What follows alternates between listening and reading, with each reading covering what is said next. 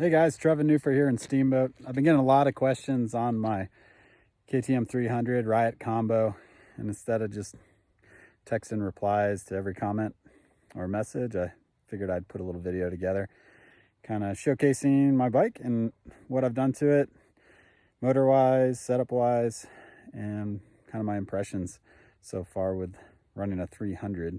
This is my first two-stroke snow bike, and I've been pretty impressed with it so far this winter. Excited to get it out on the spring, firmer snow, especially with that Riot kit on the back. I think it's going to open some doors for me and provide a lot of fun out there. So without more talking here, we're going to take you to the bike and show you what we got going on. So here we are. This is a 2019 300XC. So this is a carbureted, the last 300 two-stroke that KTM produced in a carb format. Everything else is TPI now, which is that transfer port injection. And I preferred the carb bike. I've ridden a lot of TPIs and I've ridden a lot of carb bikes over the years on the dirt, and I don't know, I just preferred the tunability, the lighter weight, the simplicity, and just the performance out there of these two-stroke carbureted bikes. So relative to the carb, you know, it's the stock Mikuni that I've gotten in here, and I've done a few little mods to it, nothing really that crazy. So if you Google Mikuni Jarvis mods, like Graham Jarvis, you can find a little detail on some modifications you can do to this carburetor in order to kind of get it to flow better and to breathe better. So there's like a slide modification for the slide in there, and just take a round file and open up the initial opening where the port is, or where the needle is. And then there's a few little things you can do inside the carburetor towards the float bowl in terms of getting fuel to flow better and faster to the main jet, and allowing you to have a little better pickup and kind of, I think, more consistent throttle performance without any lean spots and things like that. So real simple, it takes about 15 minutes to do those little mods, and the carburetor's worked really well for me for dirt and for snow so far. Jetting wise, I just followed the Jarvis details on that. So I went a little fatter on the main jet to give me a little more fueling up high, you know, cold weather in the winter. But I really haven't touched it from summer to winter. And I generally ride in the summer like 5,000 to 10,000 up to 12,000 sometimes, and I've used the same jetting on that. And then for the winter, I'm usually riding 8,000 to 11 maybe, and it's worked pretty well. I took this on a road trip and added a little bit of octane booster when I was at lower elevation, and I actually rejetted it and for below 5,000 feet when I did ride it in an area which was right around 5 and a little lower.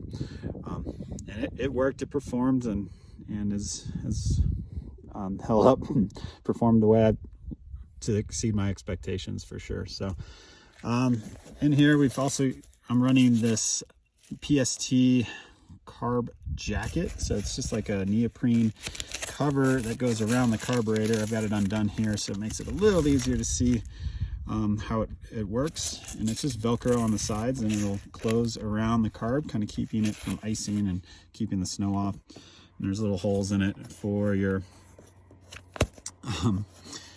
lines to go through, and it really helps seal it off and keeps the moisture and snow from really caking on there and freezing your carburetor. So this other line here, you might be wondering what that is. That is a Carb Heater line.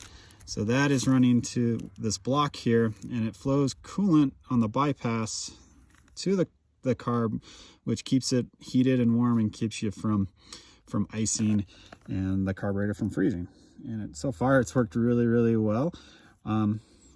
Haven't had any issues with that, or any issues with the carburetor at all out there on some really deep days, some really cold days as well. You can't really see it, but there is a little valve in there. Actually, you can see it now. And that is to kind of control the flow. So if it is towards the spring and you want to not be pumping as much heat towards the carburetor, you can kind of close that off. Don't fully deadhead it, but close it, and that'll kind of restrict the flow a little bit and keep it from running too hot, which I've heard might have some issues in the springtime with running the carburetor too hot. I've got V-force reeds on the engine, so I replaced the stock reeds on the intake there, and the motor's been gone through by Alpine Motorsports in Kremmling, Colorado. So they did some work to it. I had about 85 hours on the stock piston and stock motor, and they took this thing and did some magic with it. So Eric Wog over there, he's got some experience with these 300 two-strokes, and he opted to do this build with an RK Tech head. So we put an RK Tech head on there.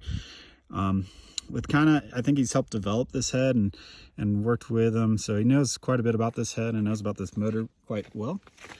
And he decked the cylinder, he ported it, got it to flow a little better for me, and then also really dialed in the compression and the head work on there, new piston, all that. And the thing, it rips. It has quite a bit of torque, quite a bit of power up high. I mean, you've guys seen the videos, and for riding at 8,000 to 10,000 feet, it's dialed in quite well for this elevation, and just pump gas and working for me. Pretty awesome. I've been quite surprised with the power and performance out of this. It's impressed a lot of people that have managed to get on this bike and ride it around. They might even be dropping their 4-strokes, it seems like.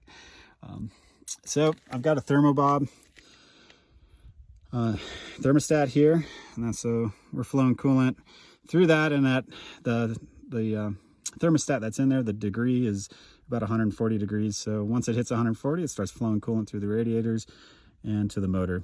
I've really found that the engine temps are the happiest. The motor performs the best at 100 to like 140 degrees.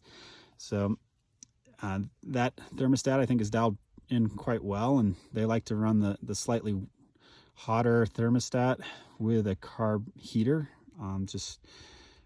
They've found that to be preferred. I am going to try a lower temp one, because I find that especially if my radiators get iced up and things like that, then I am running a little hot above 150, and the bike just doesn't seem to perform quite as well when it gets over that temperature. Got my temp gauge running to this, so I know what the water temps are, and it's just bypasses through the carburetor heater back into the motor, and doesn't allow the coolant to flow through the radiators until we hit that 140 degree mark. Works pretty well. I do have an engine wrap, or a pipe wrap on this guy. Pipe temps apparently are really important to keep a hot pipe, and the motor temps, just like your snowmobiles, are pretty happy, or just over 100 degrees and to about 150.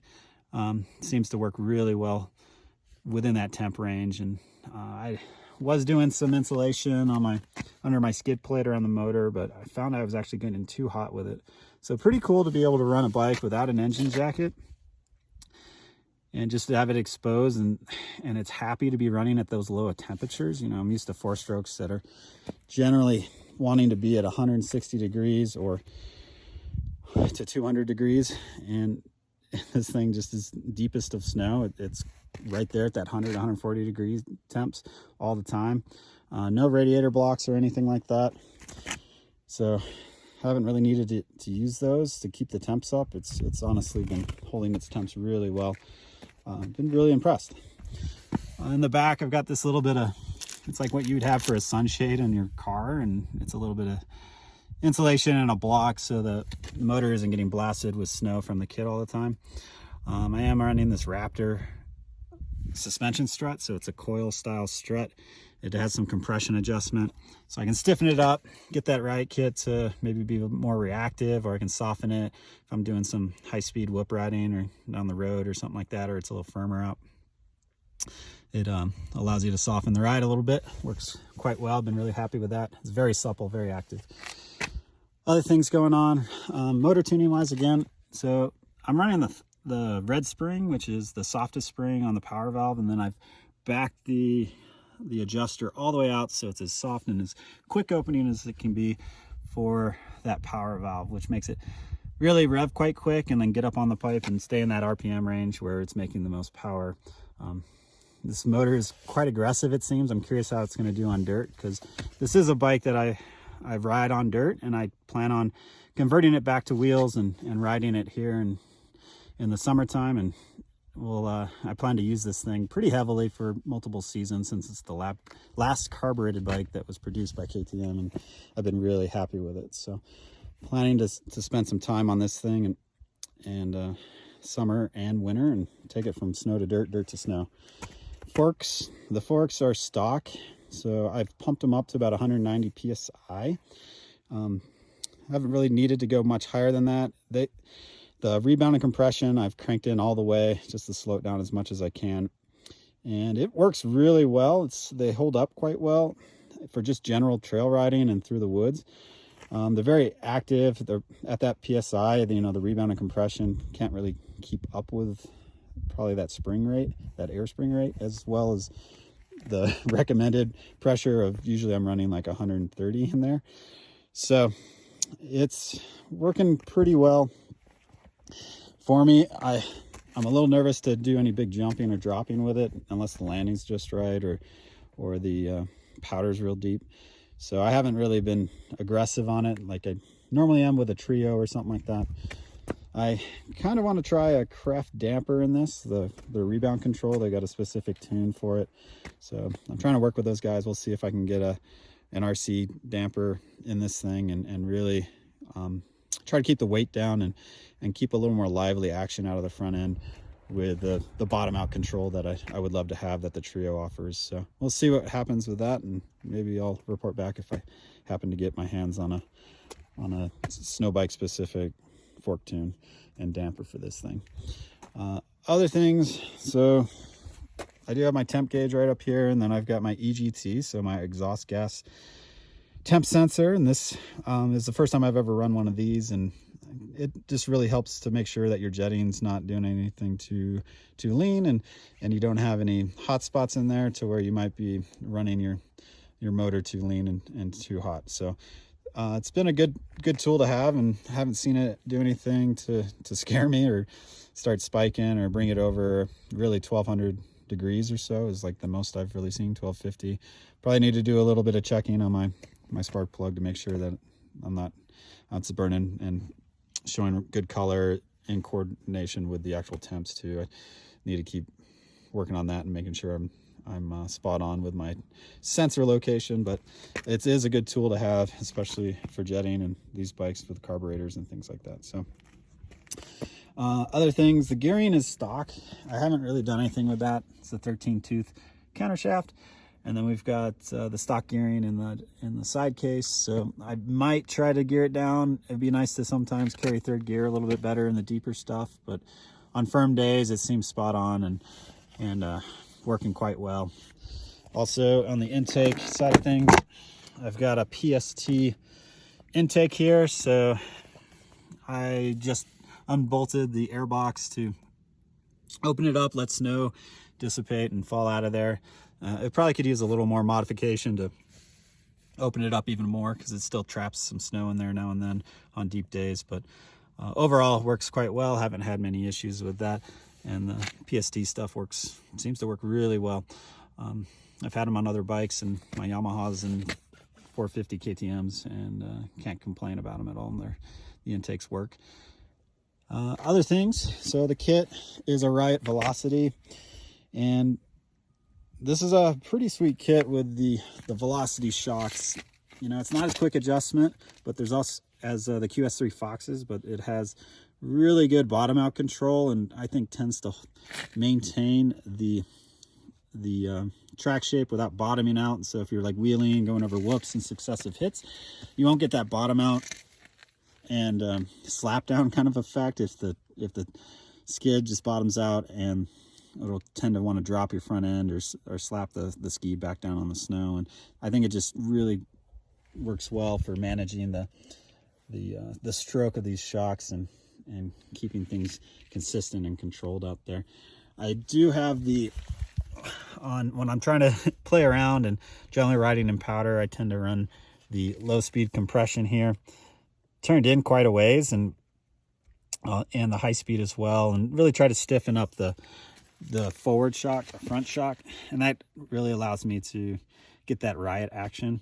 So it's stiff there, and then it just pivots off on the back shock and allows the skid to compress and get that weight transfer and wheelie effect. So it is kind of abusive if you start going through a whoopy trail, but if you just back the low speed and high speed compression off like 4 clicks, 5 clicks, that ride supples up really well, and then the shocks do an amazing job of eating up those whoops, and then the skid's moving more consistently with the front to back shock and managing those hits and those loads. So this is a pretty detailed look at the bike. I'm not sure much else I can really talk about it. I'm excited to keep dialing this thing in and making it better, and I'm gonna hopefully be able to test Sean Mortensen's.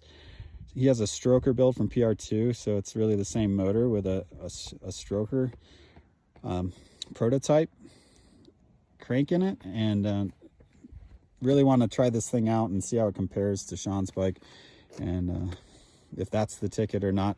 Obviously the BRC 500 kits are really cool and has the potential to offer a lot out there for this application.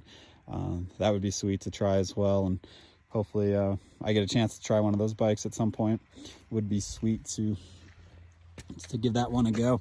But overall, I have to say this bike is probably one of the most fun and playful snow bikes I've ever had out in the snow. The 120 track is as lively and quick handling as you could ever ask for in the snow bike world. I mean, of course, there's always more to ask for, but out of all the kits I've ever ridden, this thing is the most dirt bike like I've ever experienced out there. A lot of people have a blast riding it. I often say it's probably the most fun setup they've ever ridden. So that's a quick look. Well, not too quick, but a solid look at my 300 build. If you have any other specific questions, let me know. I'm happy to answer those, but hopefully this gives you a good idea of what my bike build is like and how I've got it running the way I do, and the fun factor that it's providing is off the charts. So make sure to give a shout out or take a look at PST for any of your needs with snow bike modifications or accessories. They do an awesome job, and Brad over there is a killer dude that has a lot of knowledge in this sport and is always happy to answer his phone and give you all the intel on this sport and how to set your bikes up for snow use. Thanks a bunch. Thanks for watching, and we'll see you on the snow.